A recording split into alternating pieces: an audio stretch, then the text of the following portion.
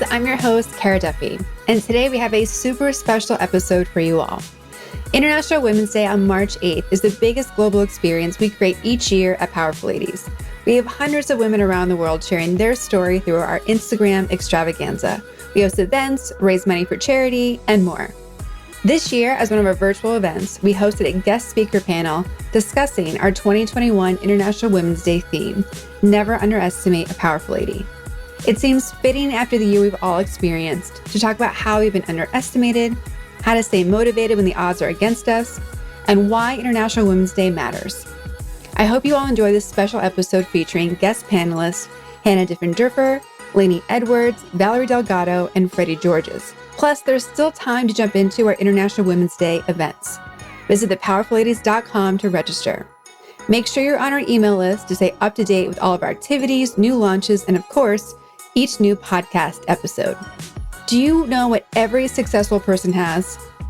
Every person you admire, they all have a coach. If your dream is to start your own business or you already are an entrepreneur, having a business coach is a game changer. Save time, save money, save yourself from overwhelm and not knowing what choice or step to make. Visit karaduffy.com and book a free consultation appointment. I can't wait to meet you and help you build your dream business that thrives.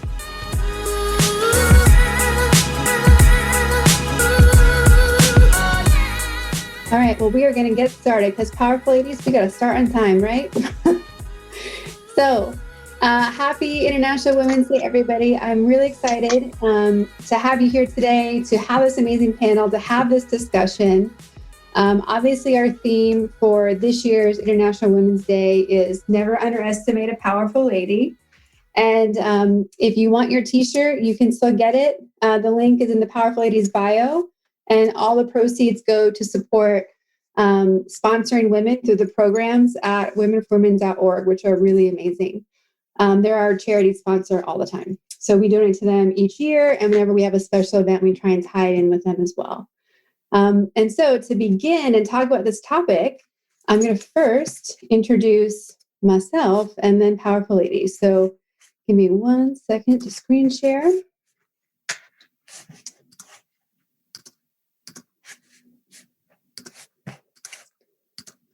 Okay. So for those of you, most of you here know me. I'm Kara Duffy. I'm the founder of Powerful Ladies. And of course, I'm a business consultant and advisor. And we do all sorts of things at Powerful Ladies. We have our Thrive Network, which is for female entrepreneurs and women trying to find their purpose and their path.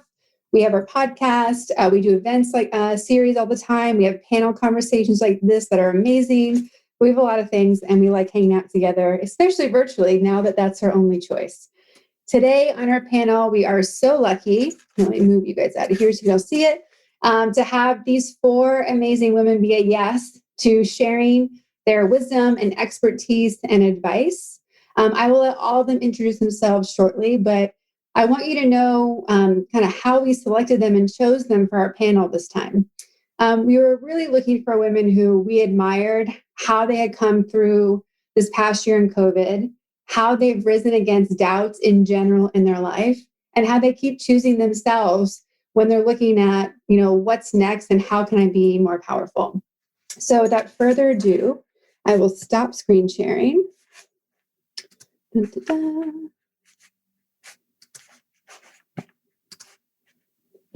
panel, if it'll let me come back. Okay, there it is.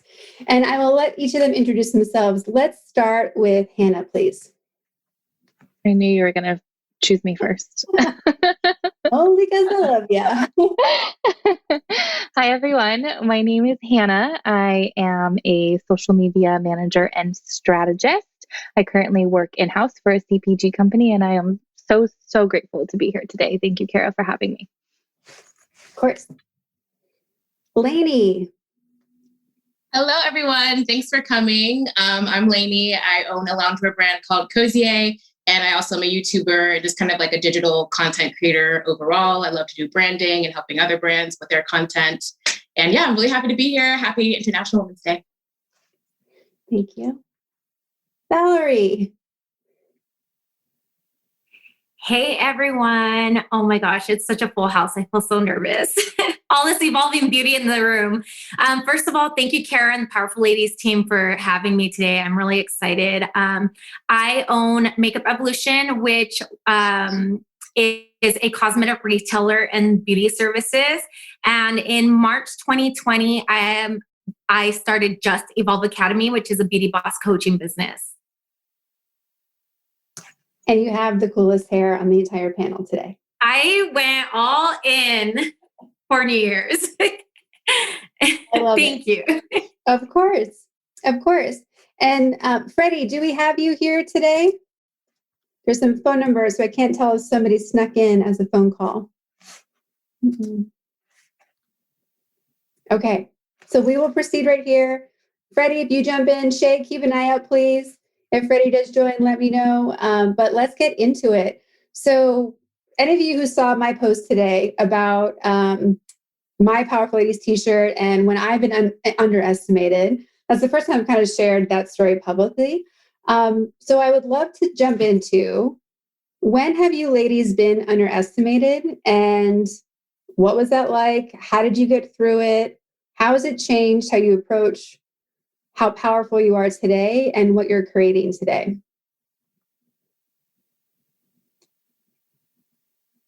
Anyone want to start? Otherwise, I'll pick on you. Yeah. Okay. Go ahead, Lanie. I personally think I'm the one that underestimates myself the most. Like, I don't feel like I've ever had an experience where someone has been like, you can't do this. It's more so that voice in my head that's telling me that I can't do it. And what I've learned throughout this experience of like, because I don't have, professional experience in the fashion industry. Like, I just kind of jumped into this. So what I've just learned is that you just have to not have that voice in your head. Like, you just have to keep going, because it's never helpful to doubt yourself. Like, you're never going to get anywhere by doubting yourself. So I've learned with not doubting myself, I've been able to accomplish all of these things. And there really is no benefit of like holding yourself back. So I think that it's great because I do actually have a really great support system, and I have so many women in my life that are amazing. So just seeing, them not doubting themselves and seeing how far they've come with that. I've learned like that nothing good comes from that. And you can only keep going, and you have to like be your biggest cheerleader. So that's the thing that I think, from experience, just keep going and seeing what all I've accomplished. I've learned just there's no reason to doubt yourself, basically. Hannah. So when I was thinking about this question, a few different experiences came to mind. And I'm glad that you brought up, Lanie, I'm glad that you brought up doubting yourself, because that was definitely on my list of notes. But I was actually put in a few experiences that really rattled me. And I had to really, really cultivate my resilience muscle to pull myself out of it. I guess the one that I'll talk about was in a workplace setting. I was actually going to talk about a different one, but I feel called to share this one instead. I was put in a workplace setting with a CEO of a company who told me that I wasn't good at my job and that I wouldn't amount to anything and that I was stupid. And obviously that's borderline. No, that's not borderline. It's 100% harassment and should not happen in the workplace. But it was the most intense situation of my life alongside my professional career. Told me that my ideas were stupid, that I wouldn't ever amount to anything other than what I was doing in the current moment. And like I said, it rattled me. It rattled the way that I looked at myself. It rattled the way that I looked at my career. It rattled the way that I wanted to proceed with my journey. And it took a lot of settling into the uncomfortability of that happening to me and me hearing that and me having to really, really, really unravel his words from my brain and my body. I felt like it was sitting on my shoulders for months after that situation happened. So it was intense, and it's still an experience that I find myself going back and thinking about. And I'm really proud of myself for pulling myself out of that one, because that's a really scary and dark place to get kind of dropped into, especially in a career setting. No one should be told that. So if anyone else has experienced that, my heart is with you. Well, and knowing that you've now come through that, How has having that experience changed how you approach everything else you do in your career, or what you expect now, or what your new boundaries are potentially? So my new boundaries are extremely clear to the point where it's more than crystal.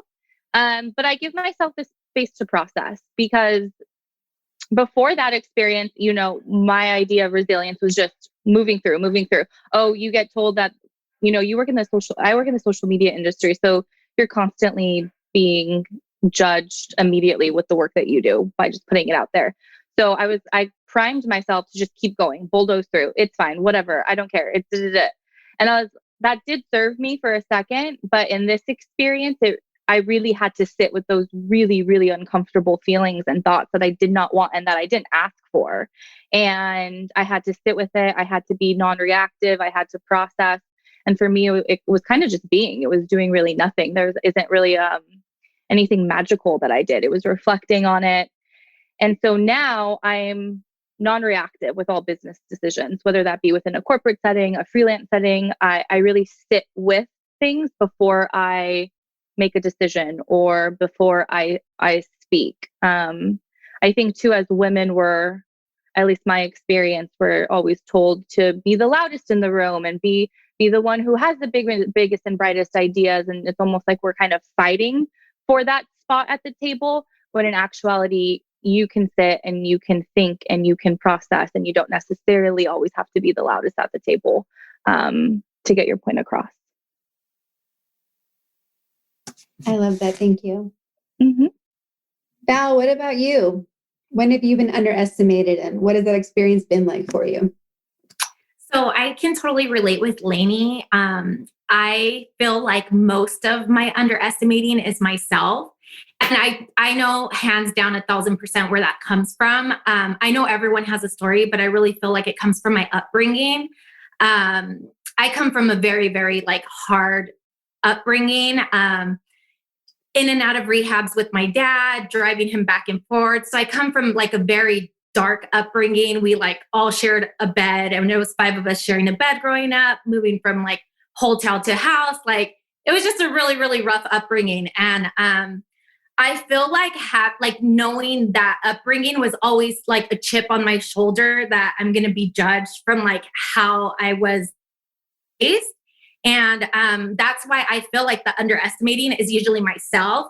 And it could be someone usually triggering it. It's funny how Hannah said, when someone calls you out, someone says something to you. I remember I was in independent studies because I took care of my dad when he was really sick. And I remember my teacher telling me, and I don't know, I really, now that I'm older, I almost feel like the underestimating or that pressure made me who I am now. But I did independent studies, and I would always come with an excuse of why I didn't have my homework, or why my dad's been in and out of rehab. My dad's sick. My mom's never home. It was always an excuse. I'm raising my sisters. I always had, I don't know if it was an excuse because it was real, but at the same time, I still had to do school. I still had to graduate. I still had to turn in my homework. Right. And one day she told me, I feel like you always have an excuse. And if you continue having an excuse, what's going to happen is you're going to become an excuse. And I was like, whoa, that sat so deep in my stomach. And I honestly feel like that's when I really stepped it up and was oh, hell no, I am not going to be an excuse, And I remember that being built during that time. And how Hannah talked about the resilience, and you just go, go, go, go, go. So I feel since I was in high school till about maybe last year, I was go, go, go nonstop. I'm the girl who takes on 3 jobs, says yes, compromises my comfort to make someone else feel good. And I realized last year, it's so important to process and feel before you decide. But I think because I was so encouraged to prove that wrong from back in high school, that I've never even lived. I felt like I was go, go, go. I never really processed and lived, So, but ultimately, I I kept thinking about this question and I was like, damn, I think the main thing is me underestimating myself because of things that I've gone through growing up, you know? That's always like the trigger. And you've taken on so many big things in your life. So even though you underestimated yourself, you still have built an amazing career for yourself, have launched multiple businesses, and you're coaching other people. What shifted where you were able to turn underestimating yourself into empowering other people? I almost feel like it's a trend where we get so like that feeling of as women, or, you know, there was a point where I was always the young one at my corporate job, you know, there's always like, or someone telling me, well, you need a little bit more flair or something, you know? And I feel like as women, we're always trying to prove ourselves, but I really wanted to create some type of space where like, it's okay. Like, it's okay to not always be on the go, not always having to prove yourself, not always having to, you know, it's okay to step back, take a day off. I love how, Kara, you're so big about like breaks, you know, and, you know, celebrating wins. You know, I feel like sometimes because we've had to prove ourselves as women, we forget those things. And I firsthand can say I have forgotten those things. And that has really made me want to like create that space of like being able to help others and show them like, hey, our time's going to come, but it's so important to still live while you're creating your life. And I love that somebody once told you that you needed more flair, because I'm horrified at what they would have told me of needing flair. So you see, there's always something for somebody. Something, always something. Oh my goodness. Well, I think that Freddie is here by phone. So let me see if I can unmute her and see if it will work so she can join us. Let me try one time to see if it will happen. All right, it is not letting me. Okay. So I'm going to go back to my next question. Okay. So Lanie, you started out as a YouTuber in high school and became your own YouTube sensation. How did underestimating and doubt come up through that process? And how did it give you confidence to now launch your apparel business? Yeah. So a little backstory. When I first started my YouTube channel in high school, I didn't tell anybody about it the entire time. Shay went to high school with me. She's in here and she knows this. And she is my best friend, and she was my best friend in high school. And I didn't even tell her about it.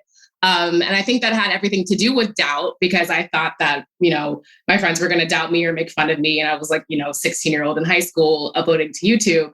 I didn't even tell my family or anything. So they actually found out. And then one of my friends found out and told everybody. But from then on, the reaction that I got from my friends was really surprising to me. It was actually the complete opposite of what I thought it would be, because they were very, very encouraging. They loved it. My teachers loved it, which was like kind of embarrassing for me, but everybody was very supportive of it. And so from then on, like I always just felt support. And once again, going back to the self-doubt thing, it's like, why am I even doubting myself and not telling my closest friends about, you know, something that's important to me? So from then, and then actually getting, you know, feedback from the people who are watching me, so my subscribers, has been a very positive experience for me. Luckily, like I think I've built a subscriber base that we're all positive, and if not, you know, constructive criticism, but not in a terrible way. And I think that kind of just reflects off of you as a person, like how you deal with things is also kind of like how your community should deal with you too. So luckily being in such a positive surroundings, and only making sure that I'm in positive surroundings when I can. I'm very big on like self-peace and just like enjoying my time and enjoying what I'm doing, because if not, what's the point kind of thing.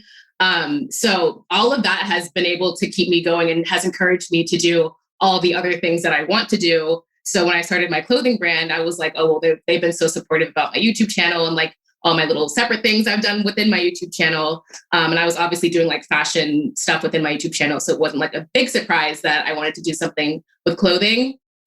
So with me doing hauls and stuff for other brands, I was like, it'd be cool to do a haul with my own brand and like create my own stuff. So that transition was actually really, really helpful and easy for me, because I already had that fan base and they were already supportive.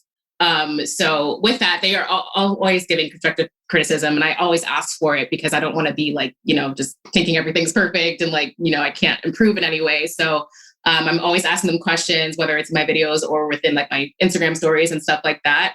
But yeah, definitely like that support system, and my subscribers have all pushed me to be able to do everything I've done today and have done it with such a supportive environment. So yeah.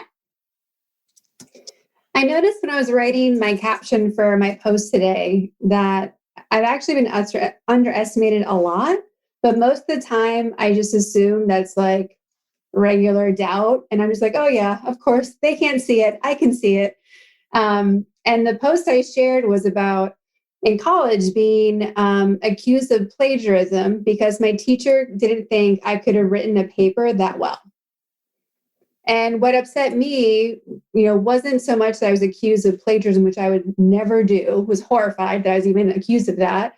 It was more that someone I admired didn't see the full potential in me. Have you guys experienced a situation where someone that you've admired hasn't been able to see how big you could really be? And if so, how did you handle that situation?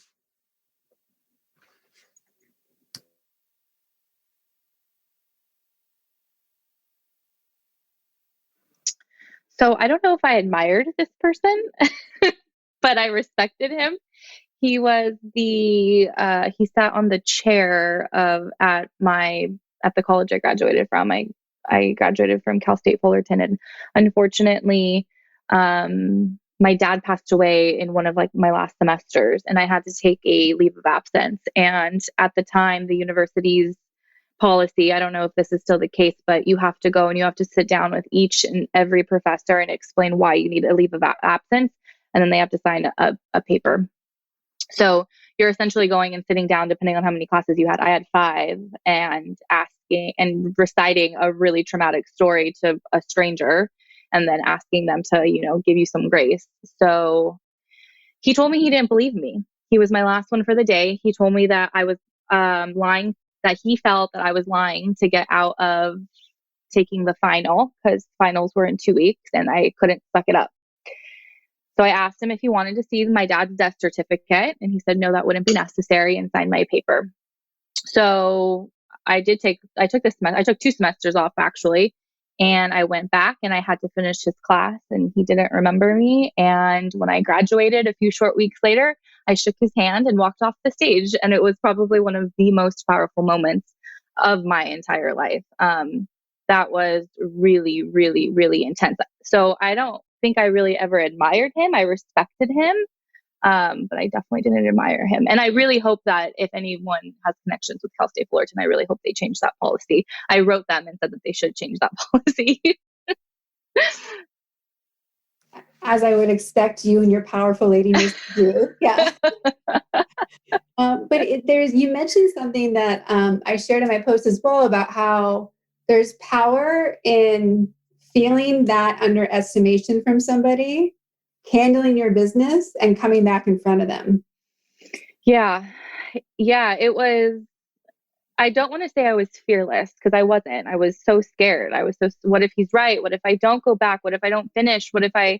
And it really just took stepping aside for, essentially 6 months, 2 semesters at the time, healing as much as I could, and then going back. And I didn't even realize in the process of it all, in my mind, it wasn't like, I want to prove him wrong. That was never a thought in my mind. My mind was, I want to finish for me. So I think it's a slippery slope where, of course, we want to prove these people wrong who underestimate us. But if that's the root of why we're continuing to do what we do, I feel like that can get a little toxic. So in my mind, it was always, I want to do this because I really want to finish this. I want my degree and I want to see this through. And it was just an added cherry on top that, he didn't believe in me, and I got to walk off stage and accept my diploma from him. Well, I like both sides. I like that. To have full retribution. Yeah. Oh God, I love it. Have any of you experienced being underestimated simply because you were a female? Valerie saying yes. Do you want to share your example? Yeah, I feel like this is something that happens often too. And I don't know. I just I try not to look into it so deep, because I feel like it just takes up my time and energy that I can be putting into something else. But when I first opened my business, so my family is really involved. My husband's side of the family. My family is very old. I guess I would say more old fashioned. It was really hard for me to pitch to them I'm going to be big in the beauty industry. They didn't get it. They're like, go be a doctor. That's how it went. But with Christian's side of the family, especially his siblings, his brother's involved with the city council. I feel like hands down, they have really taught me a lot about they showed me a whole nother side of what I'm capable of doing. But what happened was that I'm surrounded with my husband and my brother-in-law. That's who I'm surrounded by when it comes down to business questions or community events in the city, because we're very involved in the city. But something I would always get when I first opened, if Christian was there, doing something in the shop, people would come in and apply and walk straight to them. They would walk right by me and walk straight to him.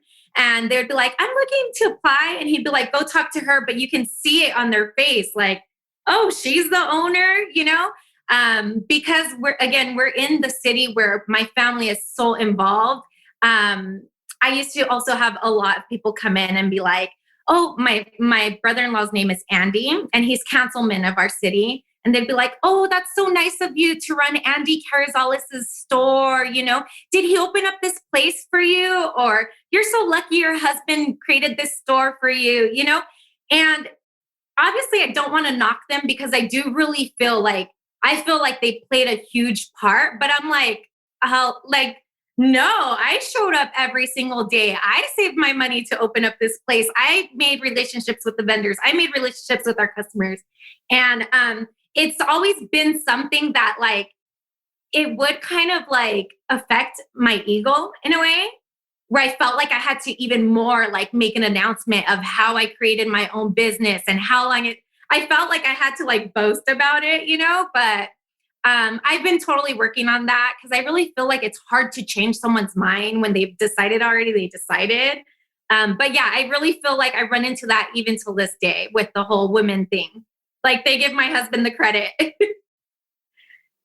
By a show of hands, anyone else been assumed that someone else who was male in the room was actually in charge? Yeah.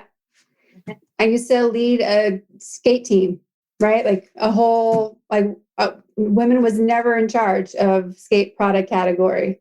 So I'd sit in the room and they would look at me like I was somebody's assistant sometimes, or she must be the marketing girl, right? And I thought it was great. I was the shark in the corner, just waiting. But again, I'm a bit more devious than maybe I should be. So, obviously International Women's Day is more than, talking about how there have been struggles and we've been underestimated. It's also talking about what we're really excited about. There's been so many changes for women in a positive, even with having a crazy year of COVID. And I would love to know from you guys, what is something that you're proud about where what women are able to do or have access to in the world has changed in the past year? And what are you proud about for yourself that's changed in the past year as well?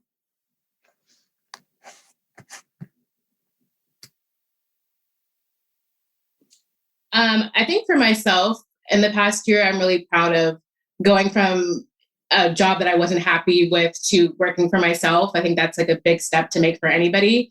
And especially in this pandemic, it's very uncertain about everything's uncertain. So it was a big leap for me.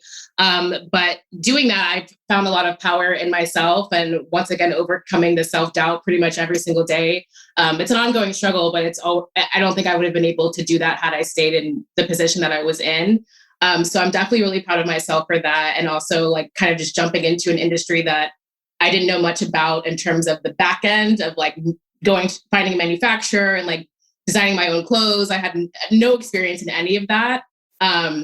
So literally just this past 2020, I completely changed my entire profession, my entire interest, everything.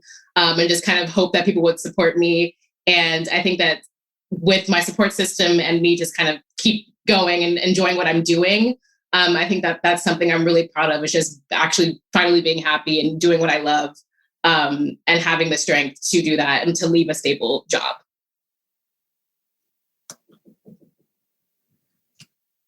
Hey, Kara, this is Fabrizia with FGPG. Are you able to hear me? Yes, I can hear you. Hi. Oh, great. So Freddie was having some issues with connectivity, but I'd love to jump in on her behalf on this question. Sure, please go ahead. I mean, obviously, Freddie is the CEO and owner, co-founder of FGPG. We're an experiential marketing agency based in Huntington Beach. And, you know, when this company was founded 20 years ago, it's primarily very male-dominated industry. So there were plenty of times where she was underestimated for being a female business owner in the male industry. And we not only thrived, but survived a number of really challenging times over the last 20 years, particularly with COVID being in events. I mean, we were obviously hit, unlike any other industry, probably closest to hospitality. And Freddie was amazing at just getting the team to learn and educate ourselves as much as possible on pivoting to virtual. And we did that in very little time. We just delivered an awesome virtual event for a financial company that is just getting major accolades. And we know that some of our biggest competitors, owned by males in the industry, are still struggling to make this pivot work. So pretty proud of that. I think if Freddie could speak, she would probably use this as an example. I love that. Hey, Fab, can y'all hear me finally at long last? Yeah. Hi, welcome. Oh my God, I can't believe it. I literally have dialed in like 4 times and tried to connect to the internet like half a dozen times. That is the most stressful. Absolutely the most stressful. I apologize for in the interruption though, and chiming in so late.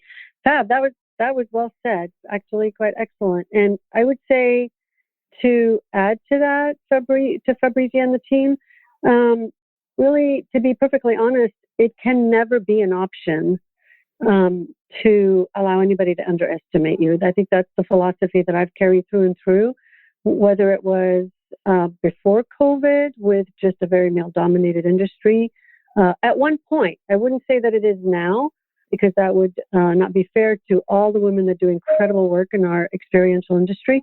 But prior, for many, many, many, many years as a union-dominated community, it was, in fact, you really had to stand your own, and you still do to this very day. But post-COVID, it's just not an option for anybody to say, to underestimate you, to make you feel like you're underestimated, and you have to stand your own. I think that's the philosophy we've all carried for all the team that's listening from FGPG to our session tonight. It's a testament to all of them that you just simply do not have an option, and you power through together as a team, stronger together, as we always say. So thanks for hearing that. Of course. No, I totally agree. I mean, that's where Powerful Ladies comes from, right? Like, everybody needs a community and a coach. So why aren't we hanging out together and making it happen? It's we talked on the call this morning, the Rise and Thrive call, about how whoever we need to be on our team next is usually 1 degree away. And when I say team, I'm talking about whatever team we need for our life squad, for work, for, you know, whoever we want to manifest with, right? Hannah's on my manifest team. So, you know, who you need these different teams in your lives, but it matters so much. And I don't know if women are more prone to teams because of being underestimated historically for so long that, like, we know we need a squad to, like, make things happen. And I think we also end up managing so many of the life realities where it's like, why, like, we want to have fun and take care of all this stuff. So if we do it together, like, how do we combine it and make it easier for ourselves? So I totally agree about the power of community and resourcefulness, and Powerful Ladies thrive in both those things, I think. So speaking of powerful ladies, you know, who are some of the powerful women that you've seen rise this year that you are cheering on?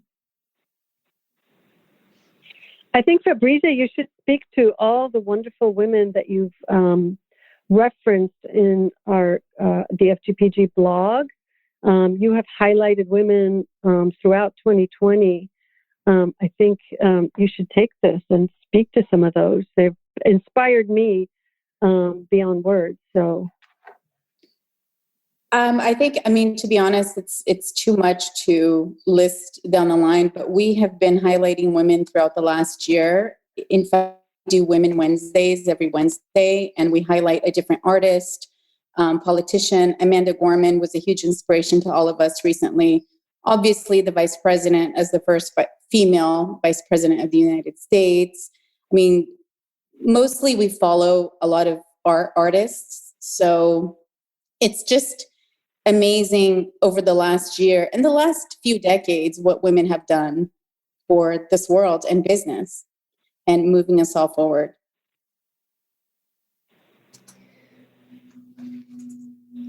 Lanie, when you think about what's next for you as we go into 2021, what are you most excited about, and how does celebrating International Women's Day here today allow you to be more inspired about what you're creating next?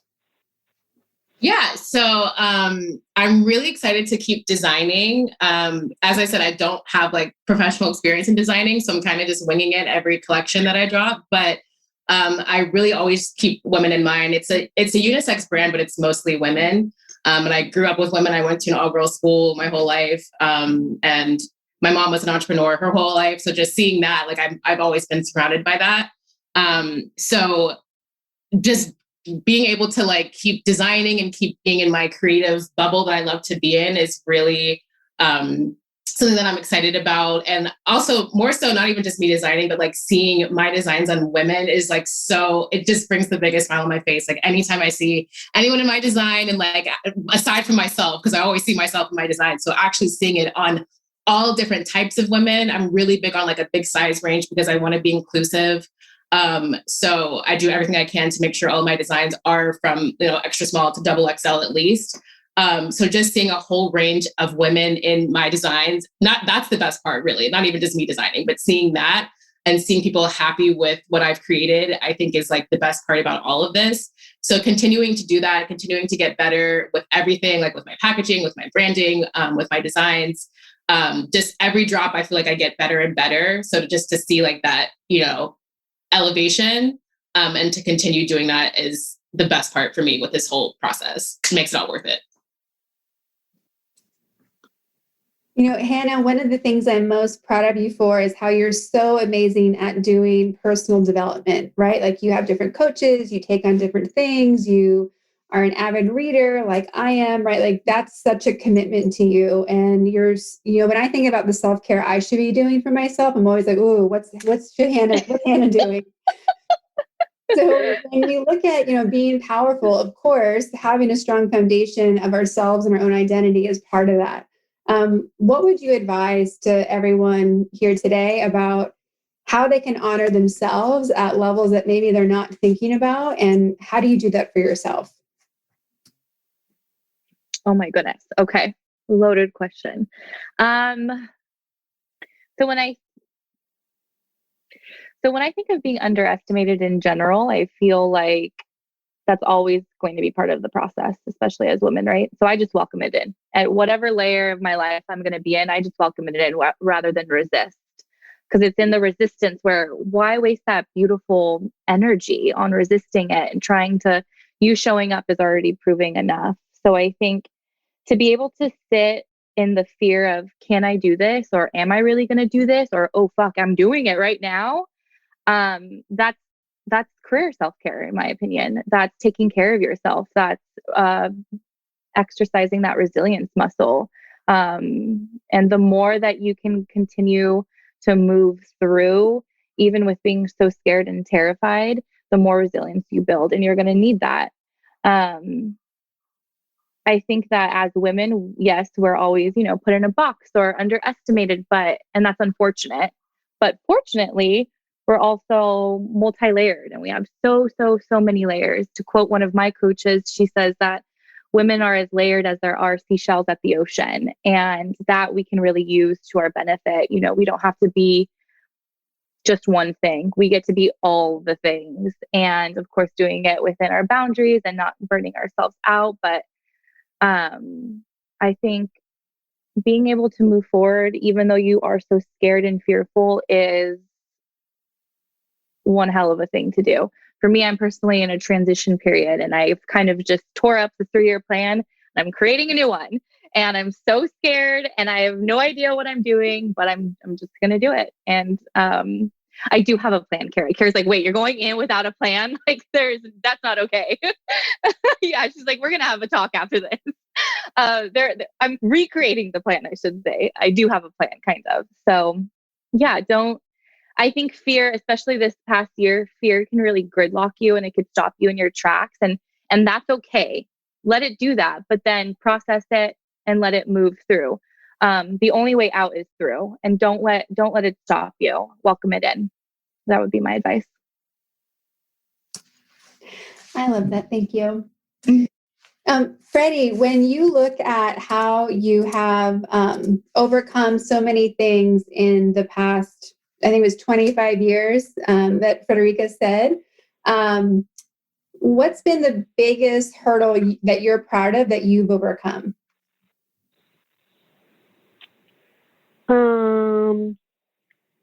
Having overcome many, some more difficult than others. I would say COVID is actually, we started FGPG, just to put it in perspective. We started FGPG, Melanie and I, a month before 9/11. And that was a disastrous time for many of what would have been our competitors, but they ceased to be competitors as we were launching, and as a result thrived.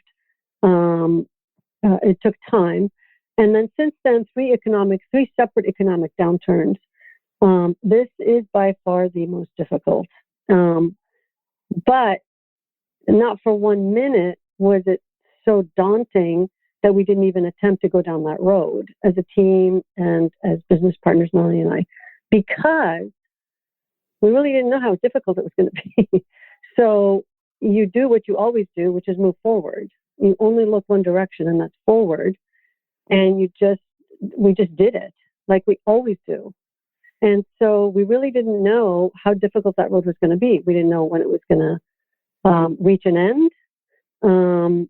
And to this day, it hasn't reached that end because COVID is not completely, obviously, eradicated.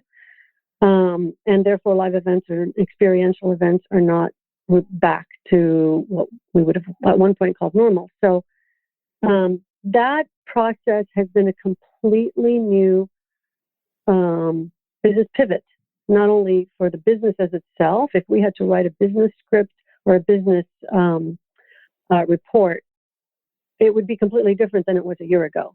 That's number one. And number two, everybody had to learn a new career, including myself, because what we knew about digital content at what time had to be increased by 1,000%. So it's a completely new career, a completely new direction.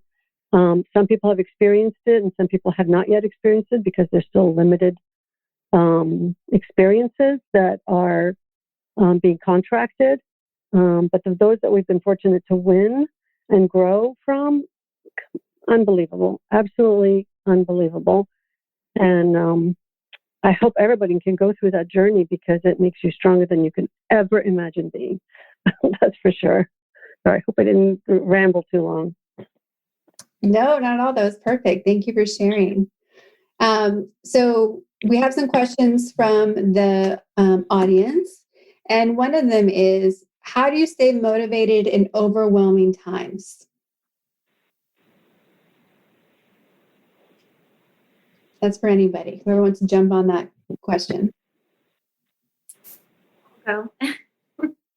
So I really feel like before COVID happened, I had learned about self-awareness.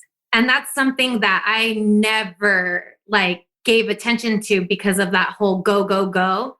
I never really sat and felt what really makes me happy? What really or am I overreacting on what's happening? Am I making myself tired before I even dive into it? Am I, it's all these things that come immediately, but we're not being self-aware about it. This is something that I work with my girls a lot, like my 13-year-old, about being more self-aware, because I really wish I would have learned a long time ago. So when I do feel like sometimes, especially when COVID first happened, I was like, oh, it's all over. It's all over. I have no hope. My job is touch and feel, explain, hands-on. It's the beauty industry, And I really, really jumped immediately to the worst situation. But I had to bring myself forward and tell myself, really sit down and evaluate what's happening. What's really happening? Are you going to have to alter a couple things? Is it really all over? I just legit break it down, and then I'll try to attack one task at a time. And I talk about not so long ago, I did a presentation and I talked about how it's never really been motivation comes first. It's doing those that process and attacking it. You start getting motivation to keep going. So even if it feels like it's all going to be over, if it's all ending, I always say it's discipline yourself to start taking action, and then you'll start feeling the motivation. But if you're just looking at it and you're not diving into it, it's going to feel horrible. You're going to feel unmotivated. No one wants to work out. That's not motivating. No one wants to work 12 hours. That's not motivating. But when you start putting the action to it is when the motivation starts to come. And this is really just, I like to say, I call myself out on my own bullshit when I feel like it's the end of the world. But it's I'm like, hey, Val, is it really the end of the world? Or can you start taking steps to making it better? So that's how I get my motivation. All right. So option one is to evaluate and stay in action. Okay. Lanie, what about you? Okay. Yeah. So I'm really big on putting my mental health and my health first with anything. And I've always realized that feeling overwhelmed and frustrated never helps anything. When you're frustrated, you'll just make decisions based off of that frustration and not on what's actually logical. So I always take a step back, even if I'm in an argument with my sister. I live with my sister and I get into an argument with her. It's I need to take a step back and realize, look at the bigger picture and realize it's not that serious. And you're just saying things out of anger. And the same thing goes with running a business. So luckily I live in Los Angeles, so I love the beach. So if I'm ever feeling overwhelmed, I love to go to places that I feel happy. So I'll try to go to the beach, or I'll try to at least sit out in the sun on my balcony or something like that to really just relax myself. Because I never want to make decisions in a negative state, pretty much. So that kind of thing motivates me, because it's not a bad life, it's a bad day type of thing. You're going to be fine. Usually you just have to kind of talk yourself through it. And I know a lot of situations can be overwhelming and feel like the end of the world, but usually the next day, even if you have to cry it out, I love crying. I cry all the time. Even if you have to cry it out, the next day you usually feel a lot better. So releasing that emotion, you shouldn't keep it bottled in, but just don't release that emotion on the wrong thing. Kind of just, release it within a separate type of entity. But yeah, I'm really big on just your mental health and putting that first, no matter what the situation is, because that is kind of the base of everything you do moving forward. So if you have that solid foundation with yourself, then you'll always have that with everything that you do. Another question we have is, who do you reach out to when you need motivation? I'm going to pass that one to Hannah. So Hannah, who do you reach out to when you need to be motivated or need to get out of that cycle and you're feeling stuck? I am so lucky because I have a squad. I have a few squads, I feel. So number one, my mom is so badass. She did a career change in the middle of COVID, and she's in her 50s and fucking amazing. So my mom, because she can do anything. I'll call Natasha. I'll call you, Kara. I'll call my friend Madeline. I'll call my friend Maria. I have them on rotation. Which one at the hype level? What hype level do I need right now? I got real comfortable this year with being like, I'm in a shit place right now and I need help. Like, can you pull me out? I have my girlfriend, Jeanette. I feel like you keep those people close to you, keep them close to your heart. And I'm never afraid to be like, wow, I'm having a really dark day. This sucks. And I cry all the time too, Lanie. Oh my gosh, I love crying. It's a freaking release. You cannot keep that stuff bottled up. You have to cry. I probably cry like twice a week. It feels good. It's therapeutic. Yeah. So keep your hype squad close to your heart for sure. Another question we have from the group is, what do you do about imposter syndrome? Many of us have heard it called as founder's fraud. If you're an entrepreneur or you've created something, but we can feel like an imposter all sorts of places: our relationships, our job, our business, our social circles, doesn't matter.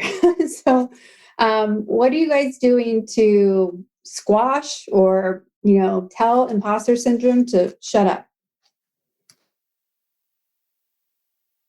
When you guys figure it out, let me know, because I don't have anything. Okay, you go ahead. Okay, this is Freddie. I'll say that it is real. It is prevalent, and it can consume you if you are not cognizant of it at all times. And that's really hard because you kind of have to walk around giving yourself pep talks all the time, saying, you're the real deal, and you've got knowledge and leadership. But it's so hard not to get that imposter syndrome because you get bombarded so many different ways. That is what we sign up for, though. So I always remind myself of that fact, that it's a choice to be an entrepreneur and a leader, and to always remember that you may make mistakes, but that does not make you an imposter. Always remember that mistakes just make you better at what you do. And they're supposed to be there. It's important that they're there. Therefore, no reason to turn that and spin that into an imposter situation. So you just have to remind yourself of that all the time, which is what I do. I love that. I read a quote recently that the most successful people that we admire, entrepreneurs, inventors, scientists, all these people that we look up to, actually have more failures on their list than people who don't. And it's not that they have more failures than successes. Most of them do as well. But there's this element of like jumping in, like almost the same thing they tell you in sales. You got to get those 9 no's to get your 1 yes out of 10, right? So it's almost a moment of pride of like, when you do fail, right? It's that learning moment to pivot. So how many failures can you rack up and quickly, right? Because let's get them going, because we want that win. But it's true, like the women who come on Powerful Ladies from a podcast perspective, the women who, come on the Powerful Ladies, like all of you as panelists, like so much of that is based on the fact that you've overcome something, right? And you can't overcome something if you don't mess something up or don't have an adversity that you're facing. It really is like, what do you do in the face of that? Well, we have a few minutes left. I wanted to open it up if there's any more questions from the audience that you wanted to ask before I get to ask all mine. But anyone else have any other questions? Checking the chat real quick. No? Well, my last question for all the panelists is, do we need to keep having International Women's Days? And if we do, why? I think absolutely. I didn't know about International Women's Day until college. And well, actually, I don't know when it started, but at least in college is when I first started hearing about it. And from then I've made it a point to celebrate it every year, just because obviously women should be celebrated every single day. But the fact that, with this online community that we have, especially with COVID, like every online is so prevalent. And just seeing that really, everybody kind of chiming in on International Women's Day really just kind of inspires you to keep going and makes you feel very motivated. Even if you haven't talked to like one of your girlfriends in a while, like I feel like everybody just kind of comes together on this day, which I think is amazing. And also just seeing pretty much everybody, like men also I've seen a lot of men on my timeline at least, chime in and, talk about how much like women have inspired them. So just kind of like a whole community coming together and really highlighting women, I think is amazing, especially, on one day, it's like, you're just feeling all the love. It's like your birthday. So I definitely think we should keep celebrating it. And obviously celebrating us every day. But the fact that we do have this day, I think is great. Awesome. I love this question, Kara. Yes. Because I would have had sorry. I was just going to say, this is Freddie. I was just going to say that International Women's Day for FGPG is a lifelong commitment, if you will, because the world is global and even more so now. So I think for us, it's been, as an agency, it's one of the most critical things that it's, that we are a global agency, and therefore recognition is globally and always has been. And even more so now, where regionally is less and less possible when with COVID and with virtual. So, yeah, for sure. Hannah, you were saying? I had a thought about this morning about what's the point of continuing to celebrate and honor this day? Like, being a woman's hard, we know. Do we have to keep talking about it? And then it kind of dawned on me that, yeah, we do, because there's a lot of women who fought really, really hard historically for us to even be able to have this conversation. And it dawned on me that we have to honor them. And we honor them every day by living out our dreams, making career choices, being brave, persevering in the face of fear. But definitely this day, I feel like we have to really, really sit and honor them too. Mm-hmm. I also think that we should continue it. I'm actually raising 2 little ladies right now. And I've been working so hard to teach them how to have a voice. I have a 13-year-old, and honestly, she has unlocked so much of my own potential, which is so cool, just seeing her. And although we have made a huge impact on International Women's Day and empowering women, I do feel that there's still a lot of work. It's a constant campaign. There's going to be a lot of things that we still have to do. I'm teaching my daughter now, my 13-year-old now, when even some teachers are a little old fashioned that don't understand and kind of, it's just something that I feel like we have to continuously work on. So I'm totally game for like celebrating every year and just keep it a constant campaign. Yeah.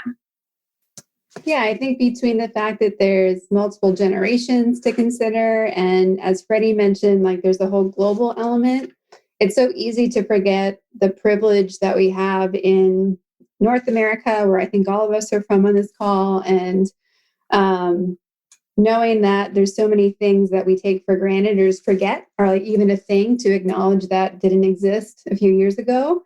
I mentioned it recently that it caught me off guard, going through Ruth Bader Ginsburg's accomplishments of like even just who could open a bank account. Like that wasn't long ago. Like it was in my mother's generation. Like she couldn't open her own bank account until she was older, right? So I think between how volatile the world has been in the past year and knowing that the work isn't done, it's almost like we have to keep acknowledging this day to make sure that things don't go backwards, they really go forwards, because it can be so easy, right, for something to shift. And it also keeps changing, right? Like what being a woman means, like what is a woman's allowed to do, all this stuff keeps evolving. And I don't think we've even here, and probably even in this group as well, like really thought about like what else aren't we thinking about right now? What else isn't being considered? And so I think it's cool to see what keeps happening, right? And to Hannah's point, like if you talk about like what the victories are, I'm excited about International Women's Day this year because so many people kicked ass last year, right? Like half the group I see on here either launched a business, like made a huge pivot, like Freddie mentioned, Val, right? Like all these people are making these huge changes. And to me, it's the women in my life. This is my personal like view, right? But the women in my life handled this past year well, like really well. And I'm really impressed and proud at the resourcefulness and the new connections and the new support that came out of it. Obviously, that's what my whole life is, right? Empowering people and connecting people.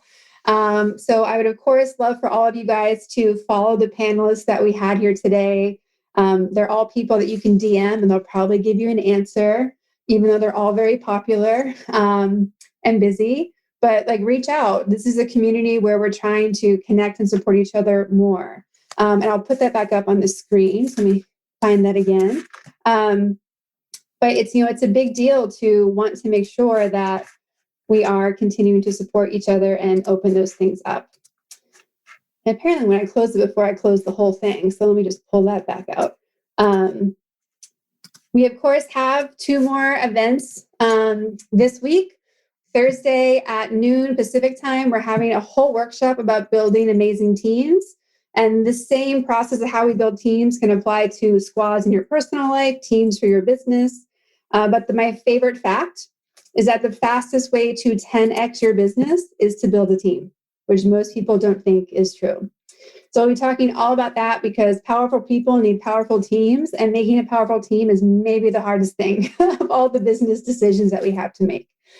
We also have our happy hour on 5 p.m. on Thursday. It's going to be a lot more networking, a lot more connecting. It'll be a much bigger group. It'll be a lot of fun. So be there as well. And if anyone has any other questions, you know how to get a hold of me. Give me 1 second. I will screen share and you can see all the things. All right. Can you guys see my screen? Okay. So here's all their names and handles again, so you can follow everybody. We also put them in the chat before. And if you want to come and hang out with us, you just go to thepowerfulladies.com or @powerfulladies, and you can find all the things. Any last questions as we wrap up today? Do you guys need that? Did I take it away too fast? Powerful Ladies speed? Okay. Also, yes, Natasha, thank you. If you want these t-shirts and you want to support other women in need around the world, go to the link in there. It's also in our Instagram handle. But all the proceeds for all the swag for the Powerful Ladies International Women's Day collection go to supporting women through womenforwomen.org, which is amazing. So thank you guys so much. Hannah, Lanie, Valerie, Freddie, thank you guys so much for today. This has been incredible. Happy International Women's Day, everybody. Thank you. Thank you, everyone.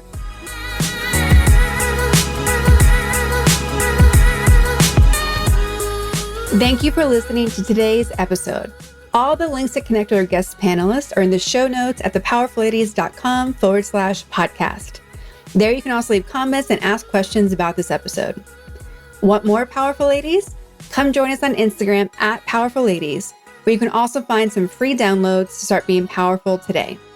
Subscribe to this podcast and help us connect with more listeners by leaving us a 5-star rating and review. If you're looking to connect directly with me, visit karaduffy.com. I'd like to thank our producer, composer, and audio engineer, Jordan Duffy. Without her, this wouldn't be possible. You can follow her on Instagram @JordanKDuffy. We'll be back next week with a brand new episode. Until then, I hope you're taking and being powerful in your life. Go be awesome and up to something you love.